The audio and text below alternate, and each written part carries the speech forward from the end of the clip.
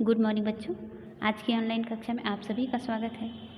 बच्चों, हम लोग संस्कृत व्याकरण के अंतर्गत संधि के बारे में पढ़ रहे थे, है ना, जिसमें हम लोग स्वर संधि के प्रकारों के बारे में जानकारी ले रहे थे। स्वर संधि के भेद में हमने दीर्घ संधि, गुण संधि, वृद्धि संधि और यण स्वर संधि के बारे में पढ़ा। आज हम अयादि संधि के बारे में पढ़ेंगे। तो देखिए, अयादि संधि क्या है। यदि ए ऐ ओ औ, है ना, यदि ए ऐ ओ औ के सामने या बाद में कोई भी स्वर आता है तो ए के स्थान पर ऐ हो जाता है और ऐ के स्थान पर आय हो जाता है और ओ के स्थान पर औ तथा औ के स्थान पर आव हो जाता है। इसे ही अयादि संधि कहते हैं। बच्चों, ये परिभाषा आप लोगों को अच्छे से याद रखना है कि किसके किसके स्थान पर क्या क्या आने से वह क्या क्या हो जाता है। जैसे कि यहाँ पे दिया हुआ है ए ऐ ओ औ के बाद, है ना, ए ऐ ओ औ के बाद यदि कोई भी स्वर आता है ना, ए ऐ ओ औ के बाद यदि कोई भी स्वर आता है तो जहाँ ए है वहाँ पर ऐ हो जाएगा और जहाँ पर ऐ है वहाँ पर आय हो जाएगा और जहाँ पर ओ है वहाँ पर अव और औ है वहाँ पर आओ हो जाएगा। तो चलिए इसको उदाहरण से समझते हैं कि यह कैसे होगा। देखिए, ए के साथ यदि कोई भी स्वर आता है, ए के साथ यदि कोई भी स्वर आता है तो वह क्या हो जाता है, ऐ हो जाता है। तो यहाँ पर उदाहरण में देखते हैं। सबसे पहले ऐ वाला, है ना, यदि ए के साथ कोई स्वर आता है तो वह ऐ कैसे होता है। देखिए, ने धन अनम, है ना, यहाँ पर ने का ए और अनम का अ, मतलब ए के साथ कोई भी स्वर क्या है, कौन सा है, अ है यहाँ पर, है ना। तो ने धन अ मिलके ये क्या बना, ऐ। ने धन अनम दोनों मिलके ये क्या हुआ, नयनम, नयनम। तो ऐ का उच्चारण आ रहा है ना, तो यहाँ पर ए के साथ अ स्वर आने से ऐ हुआ।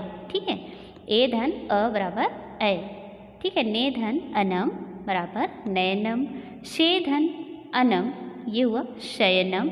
यहाँ पर भी ए के साथ अ आ रहा है तो ऐ बन रहा है। देखिए, उसके बाद चे धन अनम चयनम, चे धन अनम चयनम, मुने धन ए मुनये, है ना, मुने धन ए मुनिये। यहाँ पर ए के साथ ऐ आ रहा है तो यहाँ पर क्या हुआ, ऐ, है ना, क्या बन रहा है यहाँ पर, ऐ। मुने धन ए मुनये, हरे धन ए हरिये, यहाँ पर भी ए के साथ ए मिलने से ऐ बन रहा है। कवे धन ए कविये, रवे धन ए रविये, ने धन अति नयति, ऋषे धन ए ऋषिये। ठीक है, अब यहाँ पर तो हमने देखा कि ए के साथ यदि कोई स्वर आता है तो ऐ और ऐ बनता है ना।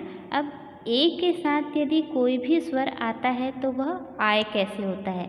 यहाँ पर जो ऐ दिया है ना, यहाँ पर जो ऐ शब्द आया है वह यहाँ दिए हुए शब्द की मात्रा के अनुसार आया है ना। तो इसलिए यहाँ पर ऐ हम लिख सकते हैं क्योंकि यह शब्द में ही है ना, क्योंकि बिना इसके करेंगे तो ये कविये शब्द नहीं बनेगा, है ना, और बिना ए के उच्चारण के ये हरिये शब्द नहीं बनेगा। इसलिए यहाँ पर ऐ शब्द हमने लिया है ना। अब क्योंकि ए की मात्रा है इसीलिए अब यहाँ पर केवल ऐ आया है क्योंकि यहाँ पर ए की मात्रा नहीं है ना। यदि ए की मात्रा होती है तो वह ऐ हो जाता है।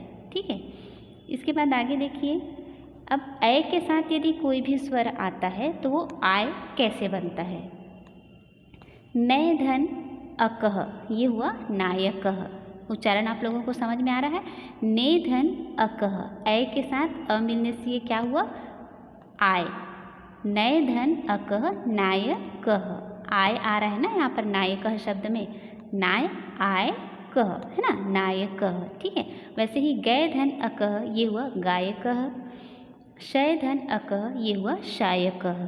ठीक है, अब ओ के साथ यदि कोई स्वर आता है तो वह अव कैसे बनता है। देखिए, ओ के साथ यदि कोई भी स्वर आता है तो वह अव कैसे बनता है। भोधन अनम भवनम, यहाँ पर ओ के साथ अ मिल रहा है तो अव बन रहा है ना। ओ के साथ अ मिलने से किसका उच्चारण आ रहा है, अव का। भोधन अनम भवनम, पोधन अनम पवनम। ठीक है। भोधन अति भवति, गुरोधन एव गुरवे, गोधन अयम गव्यम, स्तोधन अनम स्तवनम। ठीक है। अब औ के साथ यदि, यहाँ पर तो हमने देखा कि ओ के साथ यदि कोई स्वर यदि आता है तो वह अ हो जाता है। अब औ के साथ यदि कोई स्वर आता है तो वह आव कैसे होता है। देखिए, पौधन अकह पावकह, यहाँ पर औधन अ मिलके आव बना रहे हैं, है ना। पावकह आव। ठीक है। भवधन उकह भावुकह, यहाँ पर औ के साथ उ मिल रहा है ना। तो आवु, क्योंकि यहाँ पर उ की मात्रा है इसीलिए ये आवु हुआ। आव से क्या हुआ, ये उ की मात्रा की वजह से आवु। जैसे कि इससे पहले वाले में हमने देखा था, है ना, ए की मात्रा की वजह से यहाँ पर अय के स्थान पर हमने अये लिखा। ठीक है। वैसे ही यहाँ पर उ की मात्रा होने की वजह से आव से आवु हो गया। ठीक है।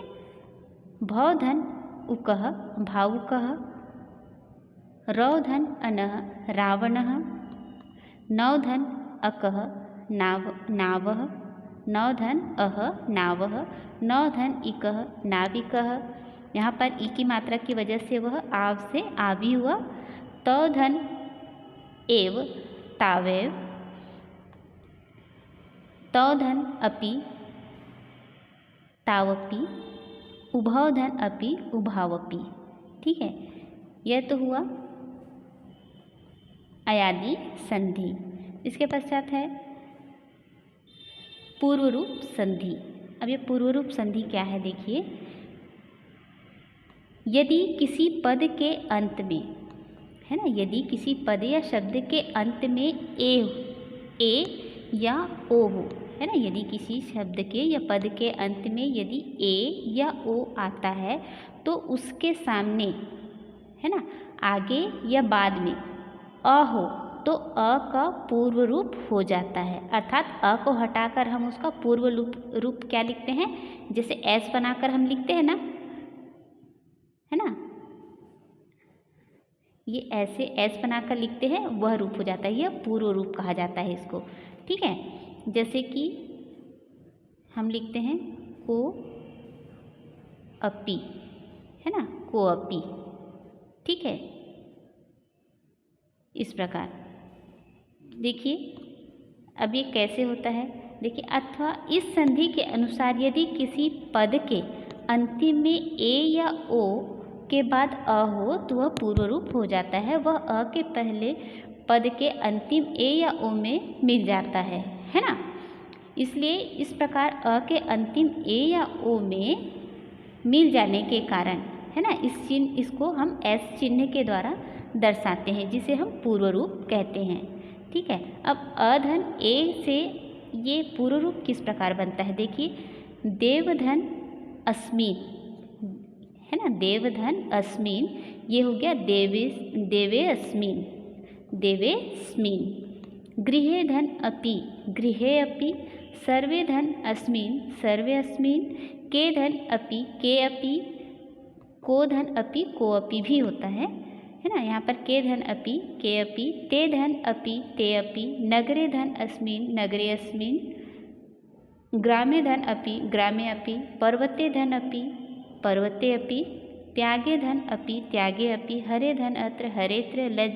लज्जते धन अयम, लज्जते अयम। स्थाने धन अपि, स्थाने अपि। वने धन अस्मिन, वनेस्मिन।